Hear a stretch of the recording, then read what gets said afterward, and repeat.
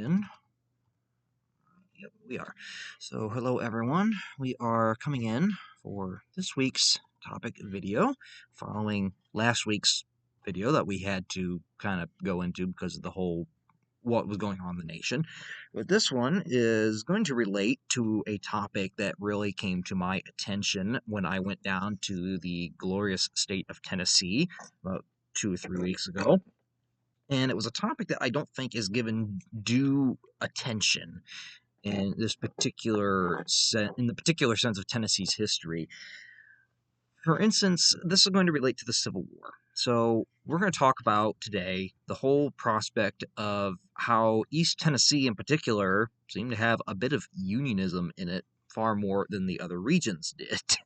And that was quite the stir back in the day. Now, most people, when you mention Tennessee and the Civil War, you're probably more or less thinking, okay, what do you mean? Like, what do you mean unionism? Because you're going to think, okay, Tennessee is a Confederate state in the Civil War. It seceded. It joined the Confederate States of America. It was, I think, if I read right, I could be wrong on that. Virginia might have more, but if I remember correctly, it was either Tennessee or Virginia, but they're both up there, had the most battles of the Civil War than any other state. I believe it was Tennessee, and then Virginia would be a close one right after, but I could be wrong on that. But either way, it's in the top two states with the most battles taking place on its soil. So most people, when you think of Tennessee in the Civil War, you're thinking of, as a Confederate state. You're thinking of probably some of the battles that took place there, such as Shiloh is probably most infamous. Chickamauga, Chickamauga is kind of complicated because it technically happens just across the border into northern Georgia, but it's centered around Chattanooga, so that also kind of comes into play. Eventually, there is an attempt by the Confederates to retake Chattanooga. You have the Battle of Nashville, Battle of Franklin, Battle of Murfreesboro. You got Fort Henry and Fort Donelson very early on in the war. You have a lot of conflicts that happen in Tennessee, and most of it is associated with, of course, Tennessee being on the Confederate side in the war. Something that I really discovered why I went down to Tennessee, and mind you, I went down to the Great Smoky Mountains, so this was in this very region of East Tennessee, was actually how very kind of confusing it is, because East Tennessee was actually a pro-union region of the state, so much to the point that they took matters into their own hands and tried to actually form their own state when the rest of the state seceded. Kind of wanted to take the route that Northwestern Virginian counties were taking that would eventually cause them to be admitted into the Union in 1863 as West Virginia, in case anyone's not aware of that, which that's another topic video could really go in at some point, is how West Virginia comes about, because that in itself is a little bit complicated. And maybe we will touch upon that. Next week, I think we're either going to do either the Hawaiian coup or the border states during the Civil War, but we have yet to decide on which one here, so I'll write that one down for a possible future reference. But for today, we're going to look at the prospect of unionism in East Tennessee, and we're going to look at why, not more or less the specific graphics of it, but more of why is this region of a Confederate state so anti-Confederate? Why are they still so loyal to the Union in a region of the country that at this point in time feels it needs to break away from the Union and needs to become fully independent and everything else? Why is this region still so loyal to the Union? And a lot of the information that we're going to have here comes from a book that I picked up while I was down there, but it's actually proven to be quite a very decent book, very interesting to read. And this comes from The Civil War in the Smokies by Noel Fisher. This was a book that I picked up at a local bookstore down there, but it's not more on less on the Smokies, but it's got, since it's in East Tennessee, it has a lot of the events that happened in East Tennessee during that time as well, which correlates with that region. It also mentions a bit of Western North Carolina, but we're talking about Tennessee in this instance, because Western North Carolina at first was very pro-Confederate, but eventually as the war drug on, it started to share very similar views to the people of East Tennessee and started wanting the war to be done and over with, and they didn't want to be part of the Confederacy anymore. But a lot of the information that we're presenting today will be coming from this book, which if you can get it, I recommend reading. It's actually very interesting to read. as it's one of the few books that really touches upon Unionism in East Tennessee and how the Smoky Mountain area in general, which is that whole, pretty much almost the entire eastern part of Tennessee. You also got the Blue Ridge a little bit, I think, a little bit, but it really gives you an insight at how the war really shaped that area and what actually happened there, and some of the views of the people that were living there at the time. I think I picked it up. Yeah, this was about $10, so it's not that much. So what we gotta go back here a little bit in history, of course, for Tennessee's history. And Tennessee, since its creation in 1796, when it was admitted as the 16th state to the United States, ironically, my home state of Ohio was the 17th, so we came right after Tennessee in 1803. But in 1796, Tennessee was admitted to the Union as the 16th state. George Washington was actually still president at this point, and it has historically been divided into three grand divisions of Tennessee, three grand dominions or divisions, whatever you might want to call them. You have West Tennessee, which is, of course, where Memphis is, along the Mississippi River, low-lying farmland that's very rich and fertile. You have Middle Tennessee, which is, of course, in the middle of the state. That's where you would find Nashville and Murfreesboro and other cities like that. And then we have East Tennessee, which is where you find the two big cities of Knoxville and Chattanooga, which are in the eastern part of the state. And I probably forgot to mark it here. I'm going to see if I can here real quick. Try to mark on a map here where the border of East Tennessee is with these other regions. But while we're going through that, I suppose, in the decades leading up to the American Civil War, Tennessee would see her three divisions actually differ politically, economically, and socially. They actually, although they were part of the same state, each one of them, partly because of their geography and the way they handled things, were a little bit different from each other than most. So they were not all alike, despite the fact that they were part of the same state. I'm going to see if I can at least pull up this tab here, so I can try to mark this map, but I'll mark it when we get to that part that I'm going to show it. Yeah, I'll mark it when we get to it, but I got it pulled up. So they're going to be different, quite different politically and socially and economically, and that's going to be a big factor into understanding why East Tennessee was the way it was during the Civil War. And the East Tennessee would differ greatly, mostly from the other two dominions of Middle and West Tennessee, partly because of its geography. And I would say, not just in part, I'd say largely. East Tennessee bordered, of course, the Appalachian Mountains, with the Blue Ridge Mountains and the Smoky Mountains forming up the primary two areas. The Cherokee Native American tribe had largely owned these lands during the colonial era and even up until the time of the American Revolution. And then eventually, by 1835, they had been almost completely driven out of the Smoky Mountains. I mentioned almost completely because there was still a small band of Eastern Cherokee that managed to survive in Quallatown in North Carolina, on the North Carolina side of the Smokies, and they're still there to this day in Cherokee, North Carolina. They have a small reservation there, and they go all out with the culture in Cherokee and displaying the Cherokee language and have museums to their entire culture. It's quite fascinating to see and quite sad to know that that was their home, part of their own homeland, and most of them got forced out of it. But there is still a small band of Cherokee Native Americans to this day that live in the Smoky Mountains that you can actually go see on the North Carolina side. You can go visit them.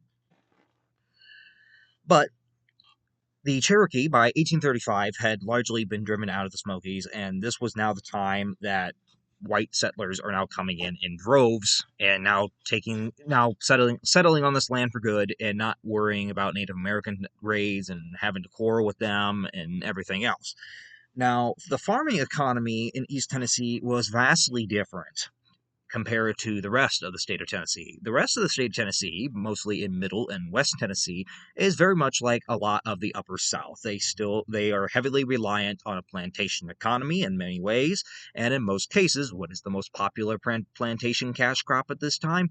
Cotton. Cotton is king.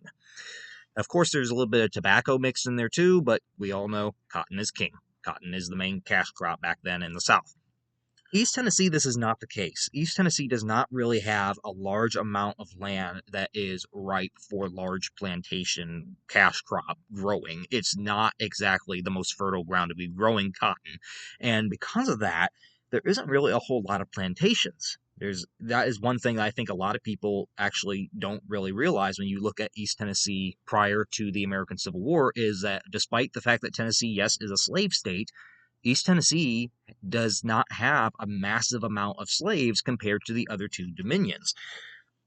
There are very few slaves, and it's much more poorer economically due to a lack of farmable land and transportation routes, which, since East Tennessee had a much poorer economy, the state wasn't all that willing to put a bunch of transportation routes in a region that it deemed more economically insignificant than those of the west and middle part of the state, which would also kind of start to cause a little bit of tension in East Tennessee in particular. Whereas most of the South would grow cotton as a cash crop, one of the few crops that they were able to grow fairly well in East Tennessee was not cotton and it wasn't tobacco, it was actually wheat. And you can grow wheat just as well up here in the North. And because of that, because of the fact that wheat could be grown just as well in the North as it could in the South, it was not as lucrative as cotton and tobacco, even though it was a main cash crop that they could manage to grow in East Tennessee. And it still had to be transported to markets in Augusta and Charleston and Savannah just to even get it to market and get it to be sold, which also caused problems. Now, the less capital would be generated, which would mean fewer slave owners and less money that would be available for internal improvements like roads, any canals that might be proposed, and railroads, which were becoming big at this time. One of the few areas in the East Tennessee region that would even be able to support plantation farms, and one of the few areas that you even seen any, was along certain rivers like the French Broad River, which flows through Sevierville and Newport, if you know where those are at, which Sevierville is just outside Pigeon Forge, which I'm sure everyone knows where that is, because Pigeon Forge and Gatlinburg are like the main tourist area for the Smoky Mountains, at least on the Tennessee side. And then you had mountain coves would also be places that they could actually spread out a good sized farm a little bit as well. And there was quite a few of those. Now, farms typically would be about 200 to 500 acres, but as they got closer to the mountains, as you got closer to either the Smokies or the Blue Ridge Mountains, the farms would decrease in size to only about 50 to 200 acres. So you didn't have a huge amount of farmland to be dealing with here, to be growing a large amount of profitable cash crops. And in many cases, families grew only what they needed to survive. They didn't grow a huge amount of surplus and then waste that crop trying to get it to market. So it wasn't really something that they could afford massively. Most of the farm production would go to family needs, and then what little surplus was left, if anything really worth salvaging, would be tried to be sold off to markets out in Charleston or in Georgia. Now, examples of some slave numbers here in some of the three counties in East Tennessee in particular. These are the counties, of course, since this book was from more about had a focus on the Smoky Mountain area, but also East Tennessee. Of course, the three counties it gives are the three Tennessee counties right around the main Smoky Mountain National Park area, and that, of course, is the counties of Blount, Cock, and Sevier counties. And just gives you an idea of the proportion of whites to slaves in these counties. And it's quite astonishing that there are as few slaves as you would think, being that these are southern counties. And if we went to a county in South Carolina or Alabama or Mississippi or Georgia, the amount of slaves many times would outnumber the number of free whites. But in this case, they don't. It's very odd. In Blount County, there were about 11,000, and this was on the eve of the Civil War. There were about 11,907 free whites that lived in Blount County, and only 1,363 slaves. And of those 1,363 slaves, they were divided up between only 241 slaveholders. So out of almost 12,000 people, white free people, only 241 of those actually owned slaves in Blount County. And in Cock County, we had about 9,559 free whites and only about 849 slaves that were divided up between 172 slaveholders. Not that many at all. And probably the most stunning here is Sevier County. Sevier County had only 8,584 free white population, and it only had 538 slaves in Sevier County, and those 538 slaves were divided up between just 96, less than 100 slaveholders in Sevier County in Tennessee prior to the Civil War. So this is quite astonishing, given that these are southern counties, and they really don't have a massive amount of slaves in them, not like you would anticipate for this time. Now, it's not to mean that they didn't have a labor force. White labor was often employed by employers in order to get things done that they needed to have done, and they were paid a wage. And in some instances, there were instances of certain slaveholders actually paying their slaves a little bit of money at times, in East Tennessee in particular, so that they could afford to have some kind of a dwelling for themselves on the property. And that one instance of that would actually be Andrew Johnson, who was living up in Greeneville, Tennessee at the time. And Johnson actually paid his slaves just a little bit of money to get by, to get some basic food needs for themselves and try to care for themselves on what he couldn't provide for them. And there were times that his slave, where Johnson was a full-on politician, he was serving as governor of the state, he's serving as a senator for the state in the U.S. Congress at the time the Civil War breaks out, and his one slave is sometimes disobedient at home to his wife and to his young sons, and they try writing Johnson and try saying, you need to come home and you need to whip him, you need to put him in place, and because he's asking for more pay. And Johnson would honestly just write back. Johnson did not really have the intention to come home and beat a slave to death. He didn't have that kind of drive, and he just would write them back. He's like, give him what he wants. He's like, give him what he wants. I don't want to come home and whip him. Just give him what he wants. And Johnson himself, he was a slaveholder, but he only had about, I believe it was about maybe 4 or 8 slaves at one time. He didn't have a massive amount, and he eventually did free the slaves out of his own accord. And while he was in the White House after Lincoln's assassination, he actually let those slaves live in his old tailor shop so they could have some kind of a dwelling and start a little business of their own there. And many of his former slaves actually continued to work for him after his presidency, actually came back and worked for him as paid laborers for him after the war, and he actually was kind of friendly with his old slaves. Unfortunately, the same cannot be said with his general stance toward African Americans as a whole. It just has to deal with the slaves that he actually owned. Not to say that slavery was okay. It was not. Under no circumstances.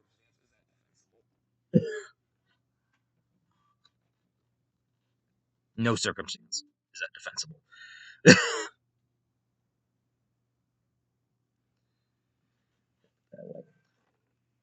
So what we're going to see here is we're going to see white labor often employed in East Tennessee opposed to slave labor, which is common in most of the other rest parts of the South. And you're also going to have, other than a farming economy, it's also going to be offset by a little bit of a timber industry. Since you're near the Appalachian Mountains, there's obviously a lot of woods. There's a lot of timber to be had. So if you want to go cut wood and make money off selling wood, there's tons of timber to be had.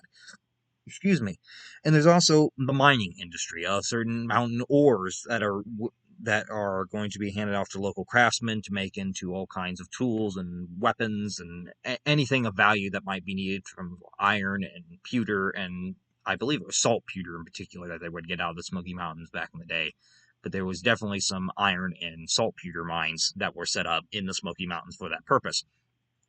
Now, as West and Middle Tennessee became dominated by large plantation economies in the antebellum period, the East Tennesseans often found themselves isolated in state affairs because they're not fitting into the mainstream of Southerners, and the mainstream of Southerners is rapidly becoming this plantation, rich, aristocratic-dominated society, and East Tennesseans are not really like that at all. And this is going to start fostering in them a little bit of resentment towards slaveholders for their dominance in the state legislature, because these slaveholders have a lot of money, they had a lot of political power, and even though they are the minority in their particular region, even though East Tennessee is voicing its concerns and its wants in the state legislature, the plantation and aristocratic dominated dominions of West and Middle Tennessee are often getting their way over the will and wants of East Tennessee people. And this is starting to foster a little bit of resentment among that population, because they're starting to view, these well-to-do off folks absolutely are, screwing us over. And one instance that you can even see of that is with Andrew Johnson, who of course became our 17th president and was from that region. Andrew Johnson he grew up in poverty. He was never a well-to-do off man growing up, and he came to heavily resent the aristocratic planter class. That after the war, when the war broke out, he blamed them for starting the war. He's like, this is not, the common man's war. This is the war that you guys started because you are afraid of losing your political influence. This is not a war, like you claim, for freedom and independence. It's a freedom of independence for you to get what you want, not what the common man wants. There would be few major internal improvements to the region due to the perceived lack of need by the slaveholding elite in particular, who viewed that East Tennessee didn't really need them. They're not that economically important to the state, so why waste the money and resources and time building a railroad through there and bettering their transportation routes, which also caused resentment, obviously. So that brings us up to 1860, with the whole secession crisis starting to unfold. The election of 1860 presented four choices for president at that year's presidential election, who we probably know well. The Democratic Party had actually split along anti and pro-slavery lines. The Northern Democrats, who were very well a mixed bunch, some were still anti-slavery, others had just not been willing to go full in, but they weren't exactly believers that slavery should be extinguished. They nominated Illinois Senator Stephen Douglas.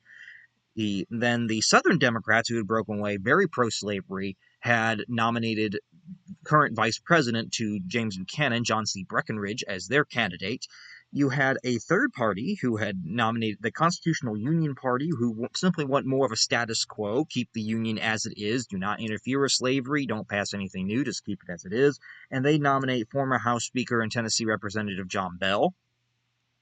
And the Republicans, who this is their second presidential election that they've nominated a candidate, are an anti-slavery party, and they nominate, of course, the guy that ends up winning that election, Mr. Abraham Lincoln, who, of course, is my personal favorite president. I think we all know who won that election. Lincoln obviously won that, and this kind of sparks off the whole secession crisis in much of the South, because a lot of Southerners have the ill-conceived view that Lincoln is somehow going to, end slavery in the South. And before the Civil War, he had already stated to them, before there's even the knowledge that there's going to be a war going on, Lincoln had already stated on the campaign trail, he was simply opposed to limiting and ending the extension of slavery. He had no intention whatsoever of forbidding it or abolishing it where it already existed. So he had literally told these southern states during his campaign that if I'm elected, I am just not going to allow you to take your slaves into these new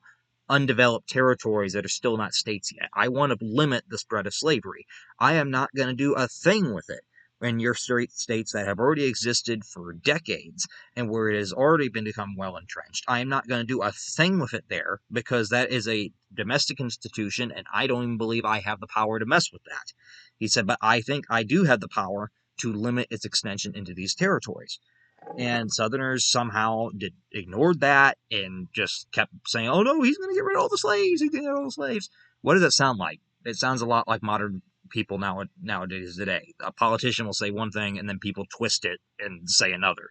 And not to say politicians don't do the same thing on their own end, but that's often a misconception, is politicians will start a rumor, they'll twist something another politician said, get their followers to frickin' believe it like no tomorrow, and then the truth gets so twisted in that debacle that they forgot what the original statement even was.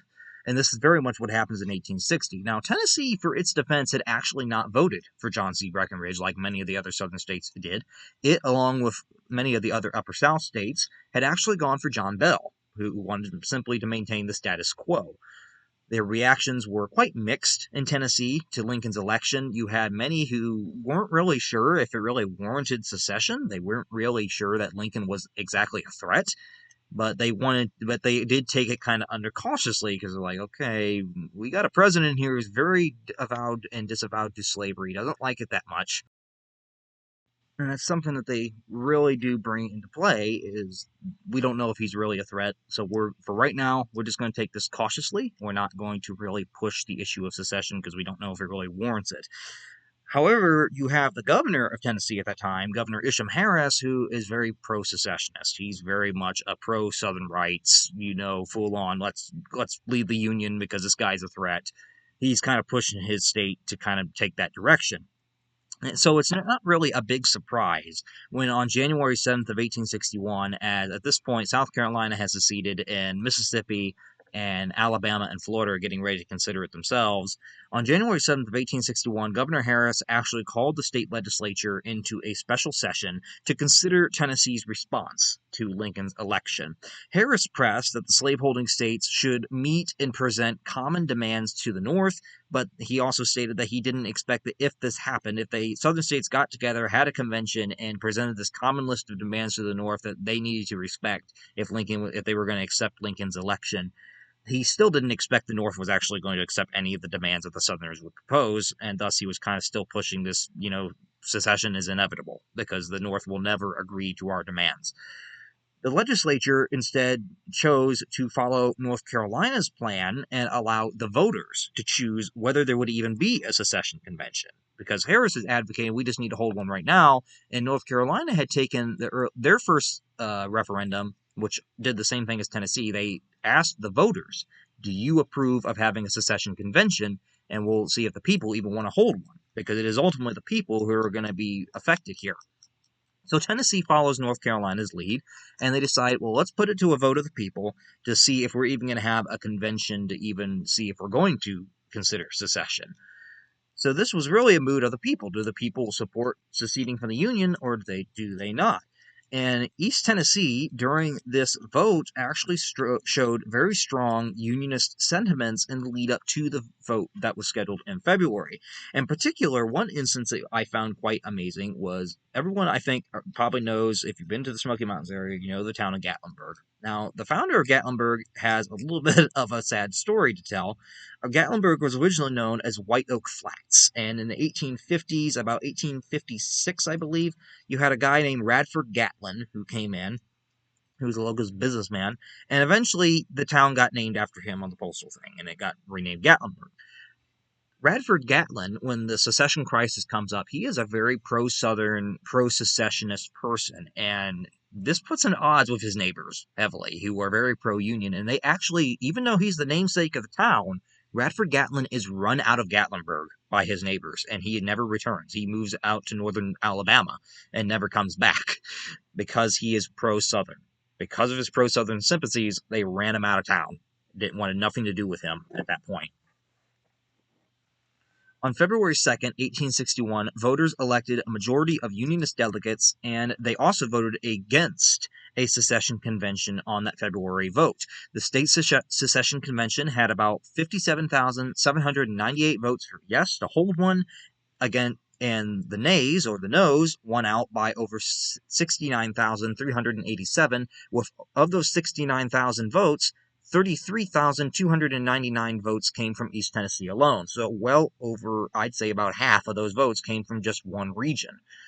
Secession debate would still rage on, however. It was still a close enough vote that it kind of indicated that, okay, we're not going to secede right now, but we cannot say that Tennessee will not indefinitely not secede, because there's still obviously a very strong secessionist portion of this state that could change its mind.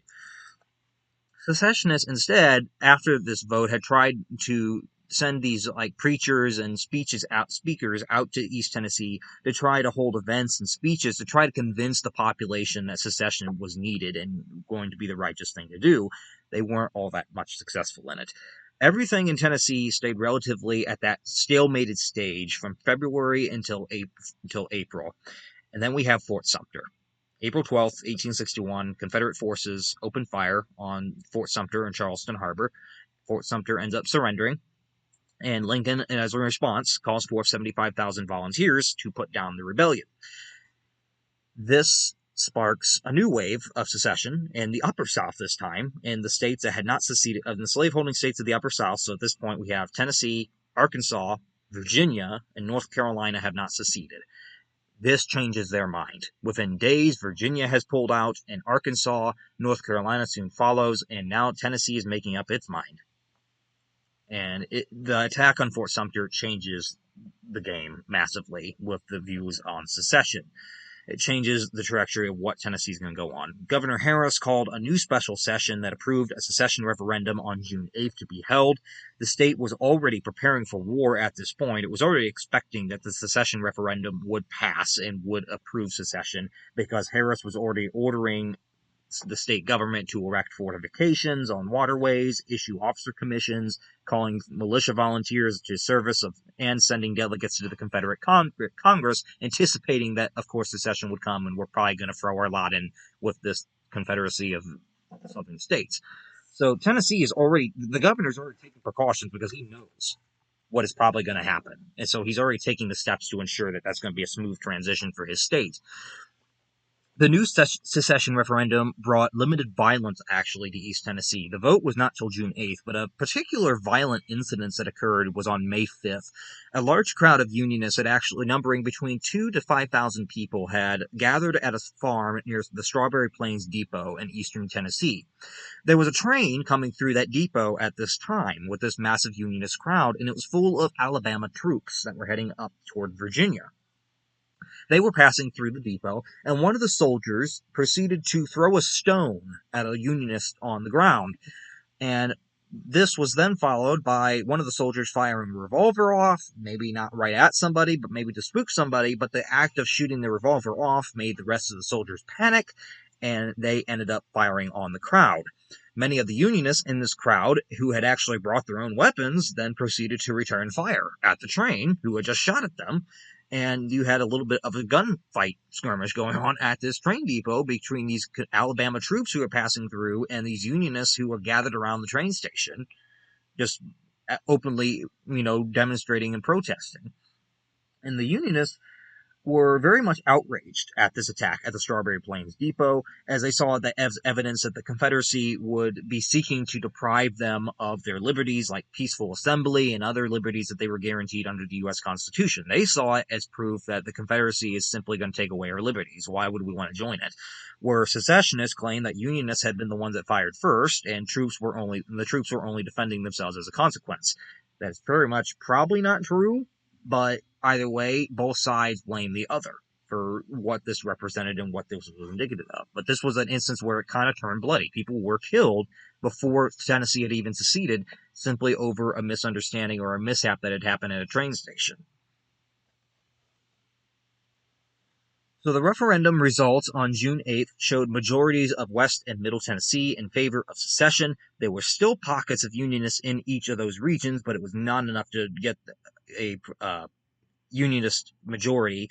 East Tennessee was the only Dominion that fully had a majority reject secession, and it was by over 2/3 vote, that with the results similar to February. So East Tennessee since February had not really changed. It was West and Middle Tennessee that had.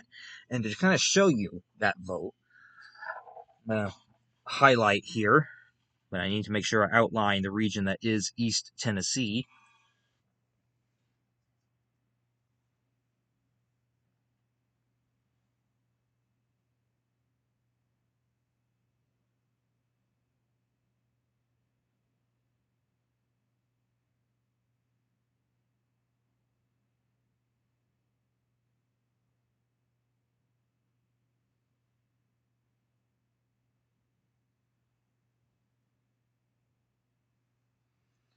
Okay, so this is going to show just a little bit of what we're looking at here.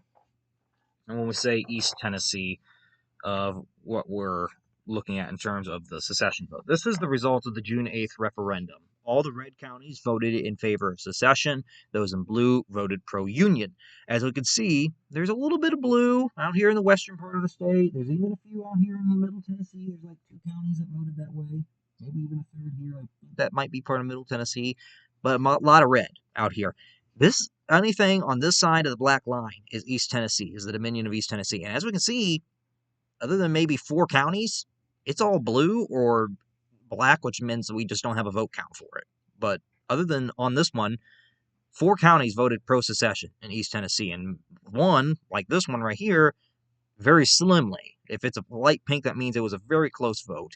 Light blue could mean the same thing, but as we can see, a lot of blue over in this part of the state that did not want to break away from the Union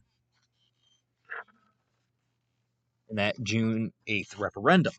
So the question then becomes, why on earth, when the rest of the state and the rest of the South was wanting to break away from the United States at this point, as the Civil War is coming to a head, why is it that East Tennessee remains Unionist? What is driving them to remain loyal? And there is a couple reasons reasons or ideas that have been really floated as to why this might have been the case. One, the region had very few slaveholders and slaves, and thus felt less threatened by Abraham Lincoln's election, which is probably partly true. Slaveholders in general did feel quite threatened by Lincoln's election, and it makes sense that if you were living in a region that really didn't have that many of the slaveholders, you didn't really have that same mentality that Lincoln was some kind of a threat to your livelihood. You also had the influence of old Whig Party principles that would create a lasting attachment to the Union and government, and a government that would promote commercial and manufacturing interests. East Tennessee people kind of saw that the Union government was probably more likely to support infrastructure and, internal improvement projects to their part of the state than the state legislature obviously was, so they weren't really all that keen on breaking away from a union that had so far supported them well. Isolation from Southern political currents and the resentment against the rest of the state over East Tennessee's declining influence in the state government was probably also a factor. As we mentioned, they're kind of on their own compared to the rest of the South. They're very much at odds with a lot of the rest of the South. They're at odds with the other two dominions. And this resentment and this, being passed over and ignored probably also caused them to not want to go with the rest of the South. They probably wanted to stay their own way. You also had just the mentality of East Tennessee people. They were often very pessimistic about their future and saw that there was no really economic advantage to be gained in joining the Confederacy, that there wasn't really anything they were going to gain by joining them. The Unionists actually would give many reasons for opposing secession straight off their own hands.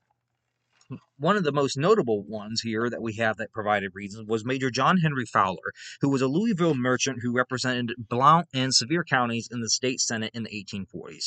He claimed that Southern politicians had foreseen their dominance of the federal government would soon end, and thus since they were unwilling to live in a nation that they couldn't rule, they were determined to remove their states from the Union by any means and form a new government that they could control. So what Fowler is putting, in his opinion, was that Southern politicians and aristocrats had known for some time that their influence in the federal government was waning. It was declining as more and more people in the Union became anti-slavery and more opposed to slavery's extension. So Southerners know their days of political power and as a political bloc are going to be limited. The day will come at some point that they will no longer be the majority, that they will not be able to block anti-slavery legislation and anything that would limit slavery's extension. And because of that, they didn't want to be part of the Union anymore, simply because they couldn't get their way anymore. So they decided, we're going to break away and we're going to form our own country that we can control this government.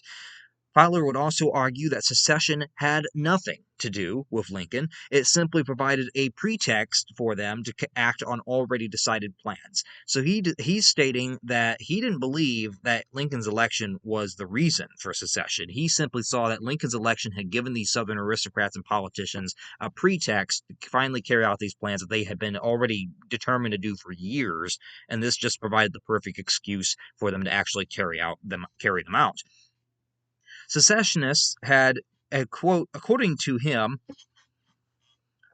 had carried their states out of the Union by suppressing debate, intimidating voters, and misrepresenting Northern intentions, which I would agree on misrepresenting Northern intentions. I don't know if I would exactly say suppressing or intimidating voters, but I would say suppressing debate and misrepresenting Northern intentions could be rather truthful, given what we know.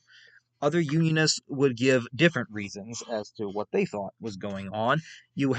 Some would argue that in a slaveholding Confederacy, non-slaveholders would become second-class citizens, which was probably a fair judgment. The aristocratic planter class that owns slaves is going to obviously have the top of political power in this newfound nation that they're trying to form. So what are the people that don't own slaves going to get? They're going to be treated like second class. They're going to be like not important.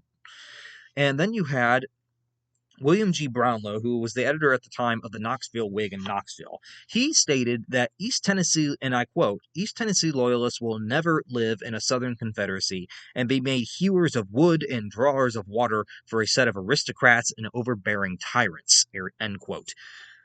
So he was very much a little bit of a firebrand for the Unionists and denouncing these Confederates and secessionists.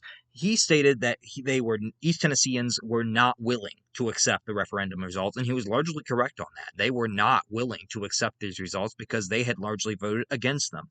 And Brownlow warned that what secession would bring, which was war and the burden that would fall on, quote, the honest yeomen of these border states, whose families live by their hard licks, 4/5 of whom have owned no, we'll put slaves.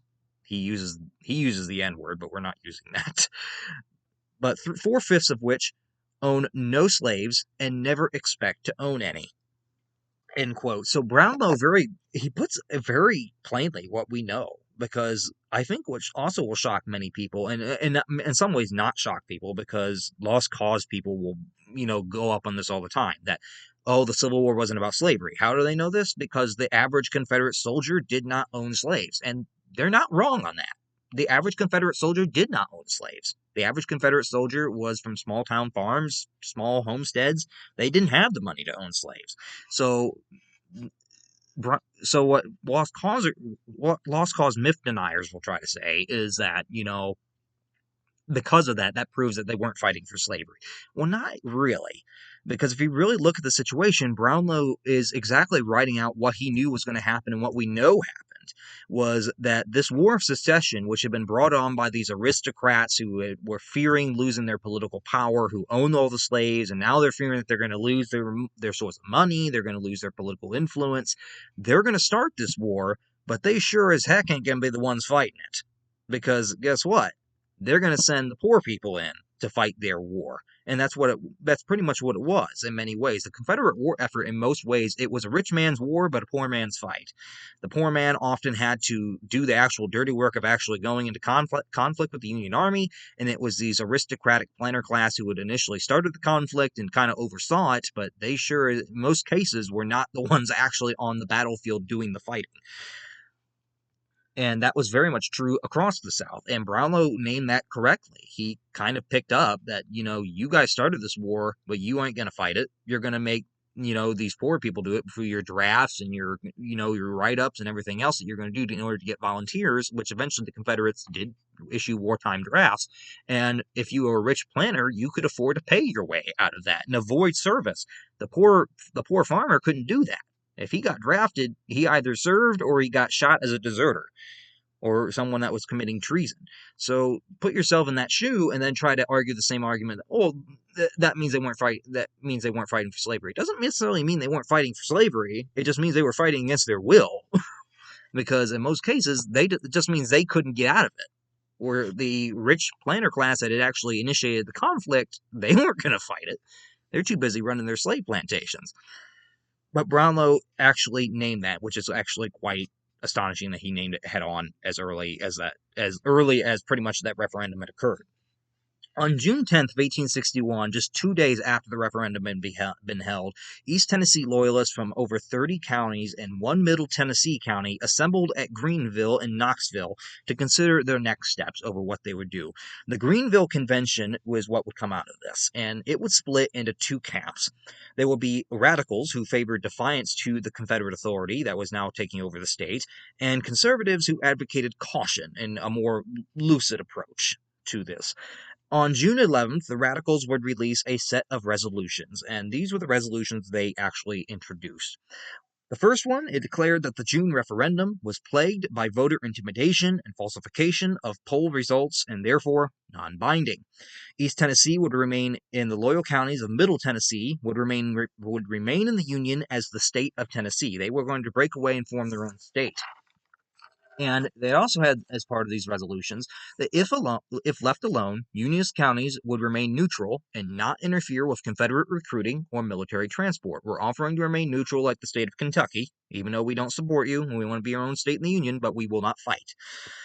However, they did include the stipulation that if state or Confederate authorities tried to arrest Unionists or occupy loyal counties, Unionists would ask the federal government for protection and defend themselves by whatever means necessary or appropriately.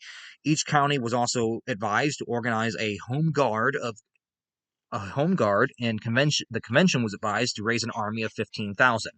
The conservative delegates, upon hearing these resolutions, were quite appalled at them, and debate ensued because the conservatives are arguing you are being way too war happy with these resolutions. If you issue these to the state government and to the Confederate government, they're going to occupy East Tennessee in a heartbeat because they're going to see this as a direct challenge and as a military threat to them. So after much debate, after 2 more days of debate, they ended up softening the convention's stance. What occurs is the new resolutions would still assert that the referendum that had endorsed Tennessee's secession was still fraudulent, it was still unconstitutional, and it still maintained that East Tennessee would stay in the Union. However, instead of challenging Confederate authority directly, the convention would actually petition the state legislature for permission to leave the state, to break away from the rest of the state. So they argue, well, how about instead of threatening military action against them, we actually try to come to them peacefully and try to say, we want to break away because we still want to be part of the Union. We'll stay neutral, everything else, but we're going to ask you permission here. Can we just leave? Like, we're not going to do it forcefully. We just want to make sure it's on cordial terms here. That was one of the foolish things that they could ever have probably done, obviously. Because do you really think that the state legislature is going to openly endorse a part of the state that has been part of it since its founding being taken away simply because it's pro-union? Probably not.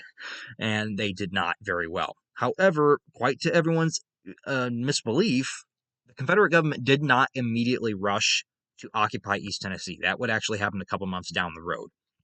So that brings us to the war years here. So the state legislature, upon getting the resolutions from the Greeneville Convention's petition, would in large part respect the region's Unionist sentiment until the fall of 1861. They pretty much ignored the petition and the resolution. They didn't even take it up as a matter of a vote to see if they were even going to have a vote on it. But they largely did kind of leave East Tennessee alone for as long as they could, because they knew it was a hotbed of Unionist sentiment. But the belief was in the Tennessee legislature that, give them a couple months and they'll cool down, they'll come around to the Confederate dream. They never did, and that was foolish of them to even think so.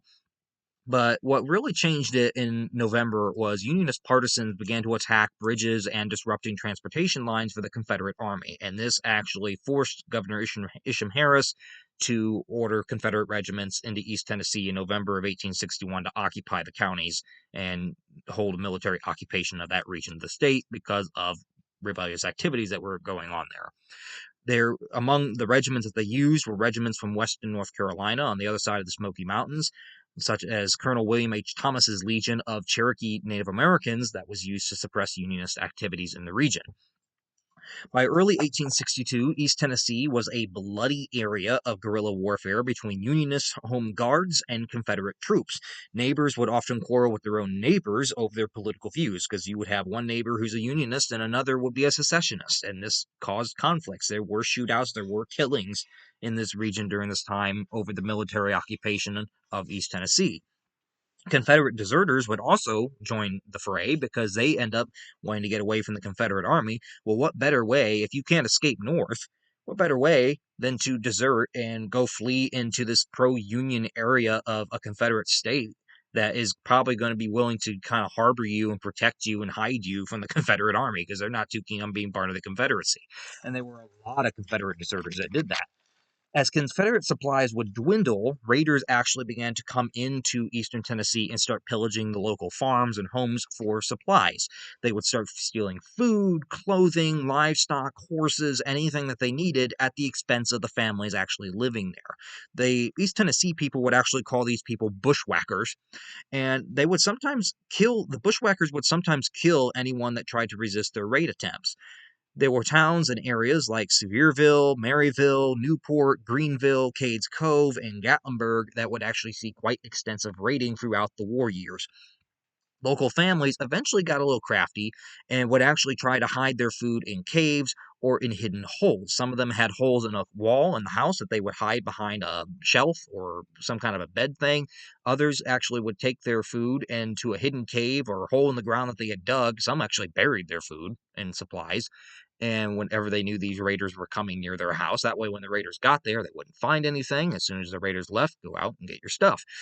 And some of them took those precautions to hide their supplies and keep them, because in many cases, these soldiers would come in, take everything that they had, not leave anything for the families to get by on, and then it's up to the families to really even try to produce more food to make up for what they just lost with winter coming.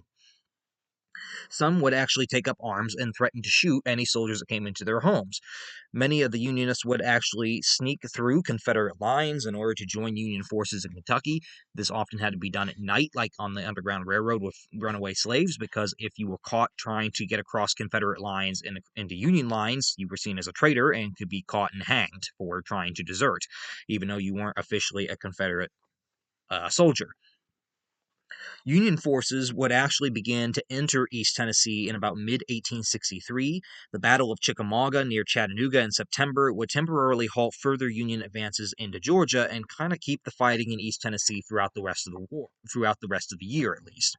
In November of 1863, what is perhaps the pinnacle of Confederate activity there, and I say perhaps because I believe there were some other conflicts, but this is one particular noteworthy example that the Unionists get involved, was in November 1863, General James Longstreet, who was General Robert E. Lee's, quote, war horse, he moves to retake Knoxville from Union control in order to support and divide attention from General Braxton Bragg's assault on Chattanooga after he had won the Battle of Chickamauga.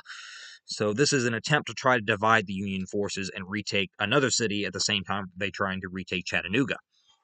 His cavalry, Longstreet's cavalry, cut off transportation and escape routes for General Ambrose Burnside and the Union forces in Fort Sanders at Knoxville. Burnside requested aid, which General Ulysses S. Grant would respond to by sending General William Tecumseh Sherman towards Knoxville in order to support Burnside's troops. Longstreet settled in for a siege of Knoxville because he had not moved quick enough to just take the city outright, so he was forced to take a siege. He was forced to try to lay in and starve the city out. Unfortunately, it was foiled for him by not the Union Army, but by Unionists in East Tennessee, who were working against the Confederate forces. Because through Knoxville flows the Holston River, and the Holston River, just upstream from Knoxville, is where the French Broad River flows into the Holston. And Unionists in the Sevierville and Newport areas, actually, home guards of Unionist forces in these areas actually filled up barges full of supplies and food and other things, and then floated these barges down the French Broad River, which would then go down the Holston right into Knoxville and right to Union forces that were stationed there to resupply Burnside's troops, which enabled the Union forces under Burnside's command to actually resist this siege for quite some time. Eventually, Longstreet tried to stop these barges by sending his own barges down to kind of block or disrupt these barges of supplies that are coming down the river, but the Union forces kind of got wind of this, and they sent their own barges down to destroy the obstructive barges that Longstreet had sent down. So they were still getting supplies from these Unionist Home Guards, just floating them down the river into Knoxville past Longstreet's troops so that they could reinforce Union forces there. It's kind of funny. Eventually, Longstreet's final last-ditch assault to try to retake Knoxville was him launching an attack on Fort Sanders on November 29th of 1863, which ended with over 800 Confederate casualties in just 6 hours. He then decided to give up any attempt to retake Knoxville, decided it was a lost cause, and retreated up to Bull's Gap for the winter, with Sherman arriving at Knoxville the next day to find Burnside and his troops enjoying a late Thanksgiving dinner, and Sherman coming away slightly pissed that he had marched away for 2 days and only to get there and nothing was there to even be had to help with.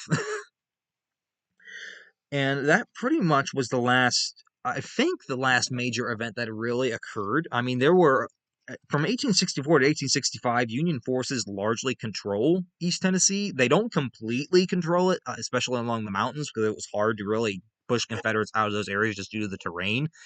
But as 1864 comes into play, you got Sherman's moving down into Georgia, so you're not really worrying about the Confederates moving in to eastern Tennessee from northern Georgia anymore because they're making a wreck of Georgia. You also have Grant really hammering the Confederates away back up in Virginia, so that kind of makes that Longstreet can't really afford to really launch more raids into East Tennessee that much often. So what really happens after late 1863 is kind of a slowdown. The raids and the bushwhackers continue until the end of the war, but in terms of large-scale conflict, a lot of that is done and over with, except for some major battles that would occur again near Nashville, but that's more Middle Tennessee than it is Eastern Tennessee. But that just gives you a little bit of an insight as to what was going on in East Tennessee during the Civil War, and it's just something that I found very interesting when I went down there. Of course, I could be wrong with some of the details. It's something I've had to learn about in the past 3 weeks, but yeah, very interesting in this book to learn just how Unionists kind of thrived in this one area of Tennessee to the point that they tried to create their own state, that they actively resisted Confederate authorities, that they would try to hide their own food from them, that they threatened to shoot them, that many times they would actually run north just to join Union armies, and most crucially, during the Battle of Knoxville, they actually kind of helped the Union win the day by floating supplies down the river to these Union troops. And just 2 photos I have here. This was a photo I actually took when I was down there, but this is the Greene County Courthouse in Greeneville, Tennessee. I went there to see Andrew Johnson's home and his grave, but they have this courthouse there. This is a Civil War monument in front of it, but more to Union soldiers from that area, Unionists that had fled north and then served. But this was the courthouse that the Greeneville Convention was actually held at. I believe it had started in Knoxville, but they moved it to Greeneville, and that's where they held the rest of it. They have a marker in front of course the courthouse that you can actually go and look at that kind of tells you a little bit about the convention being held there. But it was quite unique to actually see that, and that was one of the first instances I've seen that I'd even know that there had been a convention to break away. Was going in front of that courthouse as we were walking down 2 blocks to Andrew Johnson's homestead, and then coming across this and like, oh, this is quite interesting. What is this? And here we just have a map of that Knoxville campaign that Longstreet had done. So he had come up from Chattanooga a little bit, trying to come up and take Knoxville, where Burnside is at. Here's the French Broad River, and the Unionist forces, the Home Guards, are just floating supplies down the river down to the Holston, which then goes to Knoxville and resupplies them. After he attacks Fort Sanders in Knoxville, Longstreet gives up and retreats up here to Bull's Gap near the Cumberland Gap near Virginia. Just to give you an idea of where that all was. But yeah, I think that concludes for this video. So if anyone has any questions or any details that they would like to add, especially if you live in the East Tennessee area or have any kind of knowledge about that, feel free to share that in the comments below or ask any questions if you have any or any suggestions as always.